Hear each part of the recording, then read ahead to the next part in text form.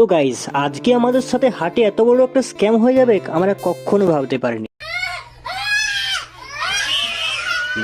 তো চলো তোমাদেরকে দেখানো যাক আমাদের সাথে ঠিক কি ঘটেছিল। তো আজকে ছিল রবিবার, তাই সকাল সকাল আমরা চলে গিয়েছিলাম হাট।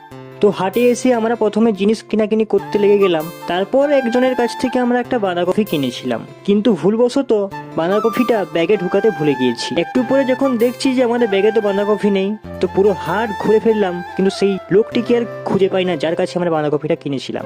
তো তারপর ভাবলাম আর এখানে ঘোরাঘুরি না করে বাইরের দিকে যাওয়া যাক। তারপর বাইরে থেকে মাছ কিনে নিয়ে চলে এলাম বাড়ি। তারপর আবার বিকালে গিয়েছিলাম বিমোর বাজারকে পেপসিকাম কেনার জন্য, কারণ আজকে রাত্রেবেলায় আমাদের ঘরে হতে চলেছিল পোলাও এবং চিকেন। তারপর বাড়ি এসে আমি ঘুমিয়ে পড়েছিলাম। ঘুম থেকে উঠে দেখছি রান্না হয়ে গিয়েছে। তো এখন আমি খাবারটা খেয়ে নিই, আর তোমরা অবশ্যই কমেন্ট করবে যে আজ